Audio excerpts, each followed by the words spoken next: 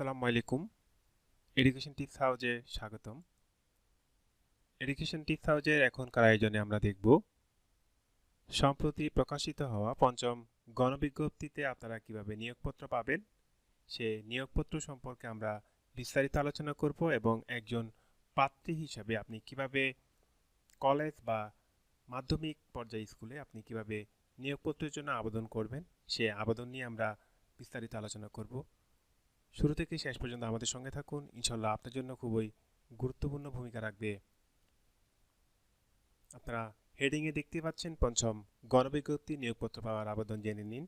আমরা বিস্তারিত আবেদনপত্র আপনাদেরকে দেখাবো। আপনারা এই অনুসারে আপনারা হাতে লিখেও আবেদনটি ফেস করতে পারেন অথবা কম্পিউটারের মাধ্যমেও আপনারা ফেস করতে পারেন।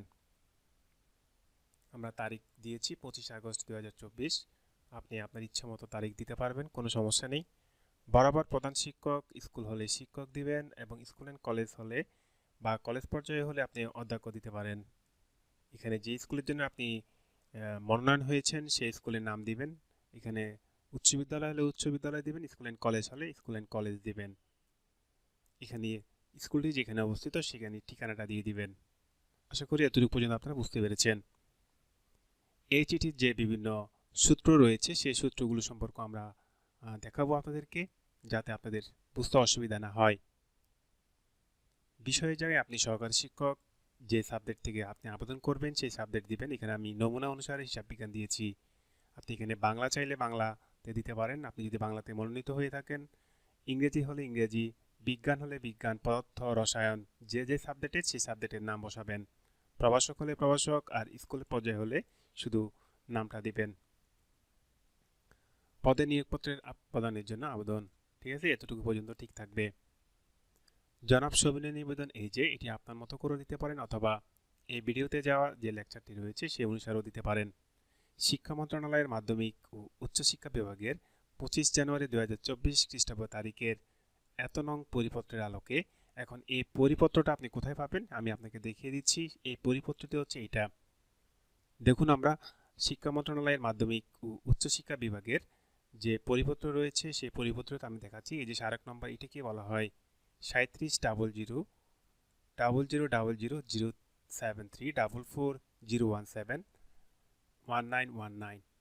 হ্যাঁ, এটি হচ্ছে আমাদের এই যে এই পত্রটি, এটি হচ্ছে 25 জানুয়ারি 2024 তারিখে প্রকাশিত করা হয়েছিল। এই 25 জানুয়ারি 2024 প্রকাশিত করা হয়েছিল বেসরকারি শিক্ষা প্রতিষ্ঠানের প্রথম প্রবেশ পর্যায়ে এন্ট্রি লেভেল শিক্ষক নিয়োগ অনুসরণ পদ্ধতি। এই পদ্ধতি অনুসারে পরিপত্র আলোকে এনটিআরসি এর স্মারক নম্বর, এই যে এনটিআরসি এর স্মারক যে আপনাদের যে বিজ্ঞপ্তিটা প্রকাশ করা হয়েছিল, এই যে এনটিআরসি এর ফলাফলের বিজ্ঞপ্তি যে স্মারক নম্বর রয়েছে সেটি আপনারা দেখতে পাচ্ছেন এখানে। হ্যাঁ, এই স্মারক নম্বর অনুসারে নং পত্রের চাহিদার প্রেক্ষিতে আমি আপনার প্রতিষ্ঠানে সহকারী শিক্ষক যে কোনো সাবজেক্ট, আপনি যে সাবজেক্টটাতে জয়েন হবেন সেই সাবজেক্টের নাম দিবেন। পদে নিয়োগের জন্য চূড়ান্ত সুপারিশপ্রাপ্ত হয়েছি সে যে মোতাবেক আমি আপনার প্রতিষ্ঠান সে মোতাবেক হবে এখানে, সে মোতাবেক আমি আপনার প্রতিষ্ঠানে যোগদান করতে ইচ্ছুক। তাই নিয়োগপত্র প্রাপ্তির জন্য বা প্রাপ্তির লক্ষ্যে আমার প্রয়োজনীয় তথ্যাদি আপনার সদয় বিবেচনার জন্য কি করলাম, পেশ করলাম। ঠিক আছে, আশা করি আপনার এতটুকু পর্যন্ত ক্লিয়ার। সবাই একই নিয়মে লিখবেন, জাস্ট যে সাবজেক্টে জয়েন করবেন সেই সাবজেক্ট এখানে লিখে দিবেন।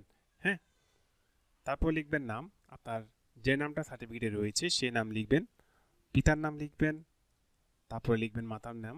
এগুলো অবশ্যই শুদ্ধভাবে সঠিকভাবে লেখার চেষ্টা করবেন যাতে ভুল না হয়। স্থায়ী ঠিকানা আপনি শুরু করবেন গ্রাম দিয়ে। গ্রামের আগে অবশ্যই আপনি হয়তো বাড়ির নামও দিতে পারেন, কোনো সমস্যা নাই, বাড়ির নামও দেওয়া যাবে। হ্যাঁ, স্পেসিফিকভাবে আরও সংক্ষিপ্তভাবে আপনাকে চেনার জন্য বা আপনার ঠিকানা যেন অন্য কারো বুঝতে অসুবিধা না হয় সেক্ষেত্রে আপনি দিতে পারেন।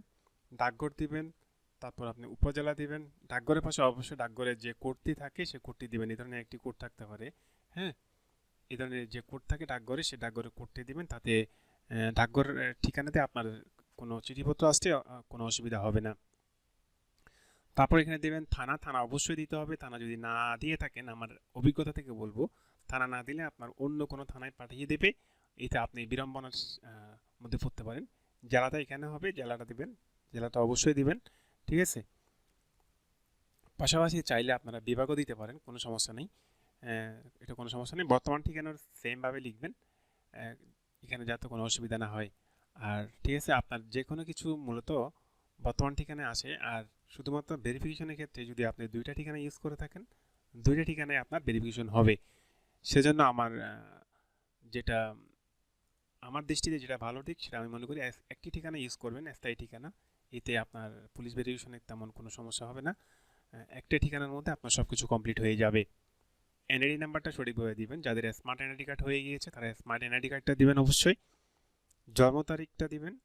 তারপরে জাতীয়তা দিবেন। জাতীয়তা তো যেহেতু আমাদের বাংলাদেশি, সবাই বাংলাদেশি, বিদেশি কেউ তো এখানে চাকরি করতে পারবে না, তাহলে আমাদের বাংলাদেশিই হবে। হ্যাঁ, বৈবাহিক অবস্থা আপনি বিবাহিত হলে বিবাহিত দিবেন, আর অবিবাহিত হলে অবিবাহিত দিবেন।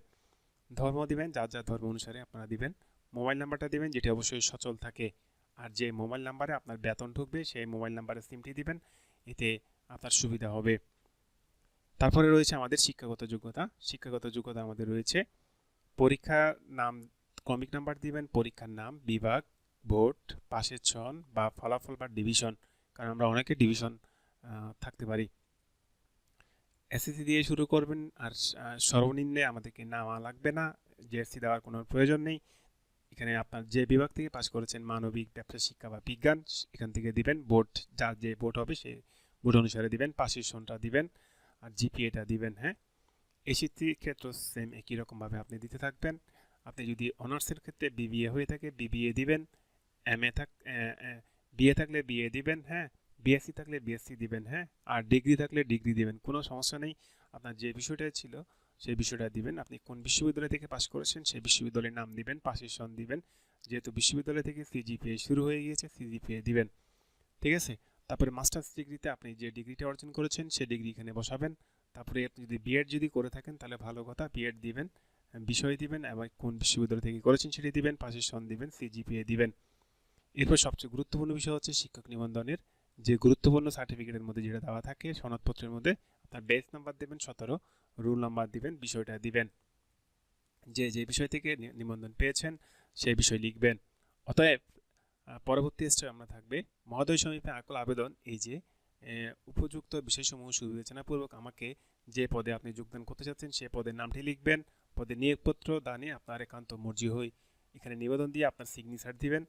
সিগনেচার দেওয়ার পরে আপনার নামটা দিবেন। হ্যাঁ, আমরা আমাদের চ্যানেলের নাম দিয়েছি এডুকেশন টিপস হাউস। তারপর সর্বশেষ আপনাকে কি কি সংযুক্তি দিতে হবে এই পত্রের সাথে, সিরিয়ালভাবে এই পত্রগুলোর সাথে এই সংযুক্তগুলো দিতে হবে আপনাকে। এনটিআরসি এর প্রাথমিক সুপারিশের ফলাফল দিতে হবে আপনার। হ্যাঁ, এনটিআরসি এর চূড়ান্ত সুপারিশপত্র দিতে হবে আপনাকে। এনটিআরসি এর অনলাইন আবেদনপত্রের কপি, আবেদন করার কপি যেটি রয়েছে সেটি দিতে হবে 1 কপি। পাসপোর্ট সাইজের 3 কপি রঙিন ছবি দিতে হবে। শিক্ষাগত যোগ্যতার সকল সনদপত্রের ফটোকপি দিতে হবে আপনাকে। শিক্ষক নিবন্ধন সনদের ফটোকপিটা দিতে হবে আপনাকে। জাতীয় পরিচয়পত্রের ফটোকপিটা দিতে হবে অবশ্যই। এবং নাগরিকত্ব বা চারিত্রিক সনদপত্র আপনি প্রথম শ্রেণীর গেজেটেড কর্মকর্তার নিকট থেকে এটি পাবেন, এটি অবশ্যই দিতে হবে। হ্যাঁ, এটি পৌরসভা বা চেয়ারম্যান থেকে আপনি পেতে পারেন। আশা করি আপনারা ভিডিওর মাধ্যমে আপনারা কিভাবে জয়েন করবেন সেটি বুঝতে পেরেছেন। এতে যদি আপনাদের কোনো সমস্যা থাকে বা বুঝতে অসুবিধা হয় তাহলে অবশ্যই আপনারা ভিডিও কমেন্টে আমাকে জানাবেন। আর এই আবেদনপত্রটির পিডিএফ পেতে বা ওয়ার্ড ফাইল পেতে আমাকে অবশ্যই মেইলটি কমেন্ট বক্সে দিবেন, আমি ইনশাল্লাহ আপনাদেরকে পাঠিয়ে দিব। এতে আপনারা ঘরে বসে নিজের আবেদনপত্রটি রেডি করে নিয়ে যেতে পারবেন। কম্পিউটারের দোকানে যেতে হবে না, সেখানে গিয়ে 200 বা 300 টাকা খরচ করতে হবে না। দেখুন এরপরে আপনাদের কাজ কি। এরপরে আপনাদের কাজ হচ্ছে এই যে এখানে আমি যে স্মারক নম্বরগুলো দিয়েছি সেই স্মারক নম্বরগুলোর পিডিএফ কপি প্রিন্ট করে নেবেন দোকান থেকে। হ্যাঁ, দোকান থেকে এগুলো প্রিন্ট করে নেবেন।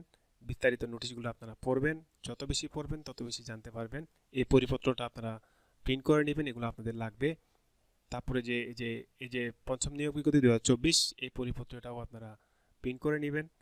তারপরে হচ্ছে যে এটা একটা বিজ্ঞপ্তি ছিল। এরপর আপনারা যদি জানতে চান যে আপনাদের জেলাতে বা বিভাগে বা উপজেলাতে পোস্ট খালি আছে কিনা, সেটার জন্য যদি দেখতে চান তাহলে অবশ্যই আপনাদের এই ওয়েবসাইটে ঢুকতে হবে, যে একটা ওয়েবসাইট রয়েছে এই ওয়েবসাইটে ঢুকতে হবে। হ্যাঁ, তারপরে দেখুন এখানে বিস্তারিত জানা যাবে। আমাদের মূল আজকে যে ক্লাসটি ছিল সেটি হচ্ছে যে এই যে পঞ্চম গণবিজ্ঞপ্তি নিয়োগপত্র আবেদন পাওয়ার যে আবেদনটা রয়েছে, আবেদনটা অনেকে বুঝেন না আপনারা, সেজন্য আমরা চেষ্টা করেছি আপনাদেরকে ক্লিয়ারভাবে বুঝিয়ে দেওয়ার জন্য। আশা করি আপনি ভিডিওটি থেকে অনেক উপকৃত হয়েছেন। যদি আপনার ভিডিওটি ভালো লাগে, চ্যানেলটি যদি আপনার উপকার এসে থাকে, তাহলে অবশ্যই সাবস্ক্রাইব করবেন এবং পাশে থাকা বেল আইকনটি দিয়ে রাখবেন এবং আপনাদের সহকর্মীদের কাছে ভিডিওগুলো শেয়ার করবেন। এতে আমরা বিভিন্ন গুরুত্বপূর্ণ ক্লাস নিতে অনুপ্রাণিত হব। সবাই ভালো থাকবেন, সুস্থ থাকবেন। আল্লাহ হাফেজ। আসসালামু আলাইকুম।